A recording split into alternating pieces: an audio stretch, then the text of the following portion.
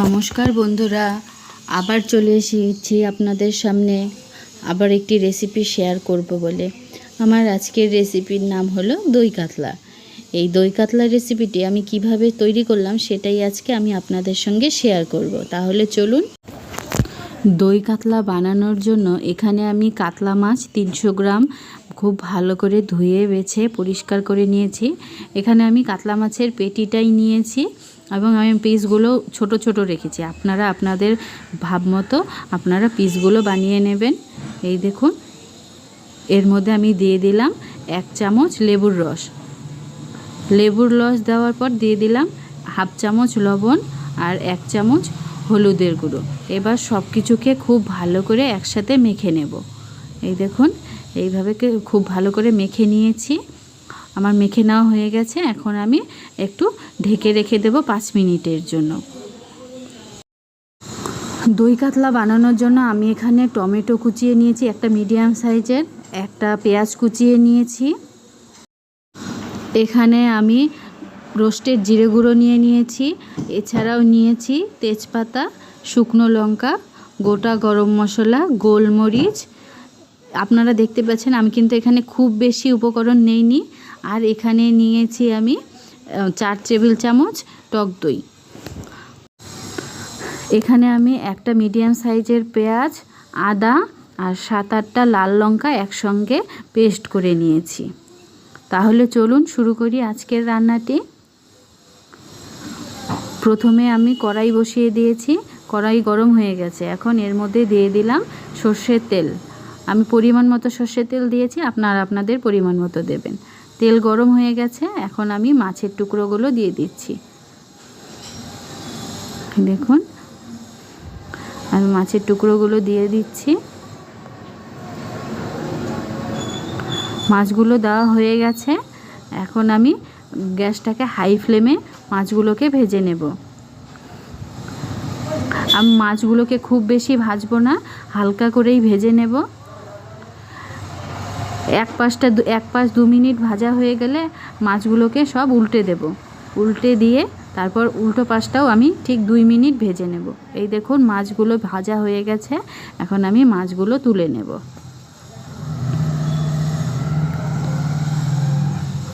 দেখুন,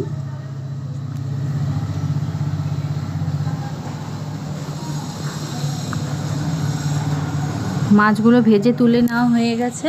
এখন আমি ওই মাছ ভাজার তেলেই আমি ফোড়নে দিয়ে দেব তেজপাতা, শুকনো লঙ্কা আর গোটা গরম মশলা আর গোলমরিচ। এবার আমি ফোড়নটাকে একটু নেড়ে চেড়ে নেব। এরপর ওর মধ্যে আমি দিয়ে দেব পেঁয়াজ কুচোনো আর টমেটো কুচোনো। এবার পেঁয়াজ আর টমেটোকে হালকা করে ভেজে নেব। পেঁয়াজ আর টমেটোকে হালকা করে ভাজতে ভাজতেই আমি একটা এখানে মিক্সচার তৈরি করে নেব। তার জন্য আমি এখানে একটা বাটিতে টক দই নিয়ে নিয়েছি 4 চামচ। এর মধ্যে দিয়ে দিলাম সেই পেঁয়াজ বাটা, আদা বাটা আর লঙ্কা বাটার পেস্টটা। এবার খুব ভালো করে মিশিয়ে নেব।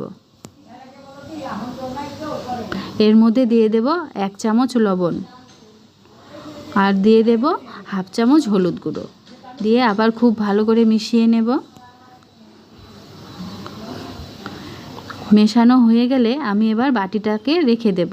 ওইদিকে এই দেখুন, আমার পেঁয়াজ আর টমেটোটাও লালচে হয়ে ভাজা হয়ে গেছে। এখন আমি এর মধ্যে দিয়ে দেব ওই বাটিতে যে মিক্সচারটা তৈরি করেছিলাম সেটাই আমি দিয়ে দিলাম। এবার টমেটো আর পেঁয়াজ ভাজার সঙ্গে খুব ভালো করে মিশিয়ে নেব। এই দেখুন,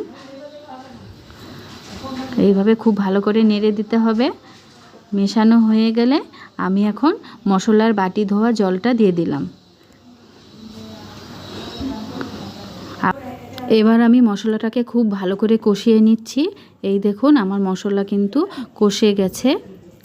এই দেখুন, এখন এর মধ্যে দিয়ে দেব আমি 1 কাপ গরম জল। গরম জল দিয়ে দিচ্ছি। গরম জল দিয়ে দেওয়ার পর আমি খুব ভালো করে মিশিয়ে নিলাম। এবার আমি 5 মিনিটের জন্য ফুটতে দেব। এই দেখুন, 5 মিনিট হয়ে গেছে, খুব ভালো করে ফুটে গেছে। এর মধ্যে আমি এবার মাছগুলো দিয়ে দিচ্ছি। এই দেখুন, একটা একটা করে সব ভাজা মাছগুলো আমি দিয়ে দিচ্ছি।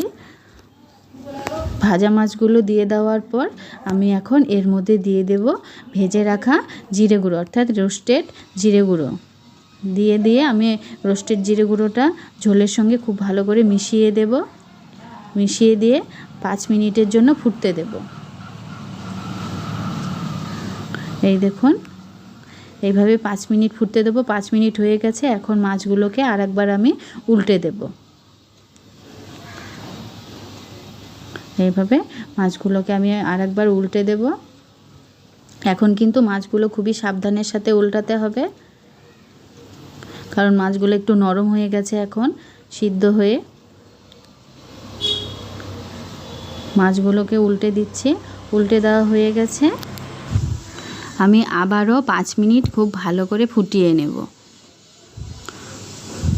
এই দেখুন ফোটানো হয়ে গেছে। এখন এর মধ্যে আমি দিয়ে দিলাম 1 চামচ গরম মশলার গুঁড়ো। গরম মশলার গুঁড়োটা অপশনাল, আপনারা দিলেও দিতে পারেন আবার নাও দিতে পারেন। আর হ্যাঁ, এখানে আমি কিন্তু কিশমিশ ব্যবহার করিনি, আপনারা চাইলে কিন্তু কিশমিশ ব্যবহার করতেই পারেন। এই দেখুন আমার কিন্তু দই কাতলা একদম রেডি হয়ে গেছে। এখন আমি নামিয়ে নেব। এই দেখুন বন্ধুরা, আমি কিন্তু দই কাতলা নামিয়ে নিয়েছি। দেখতে যেমন হয়েছে খেতেও কিন্তু অসম্ভব টেস্টি হয়েছে। এই পদ্ধতিতে আপনারা বাড়িতে অবশ্যই একবার বানিয়ে দেখবেন, খেতে খুবই টেস্টি হয়। আর যদি ভালো লাগে আমার এই রেসিপিটি, তাহলে আমার চ্যানেলটিকে অবশ্যই সাবস্ক্রাইব করবেন। আমার ভিডিওটিতে লাইক, কমেন্ট এবং শেয়ার দিতে ভুলবেন না। ধন্যবাদ।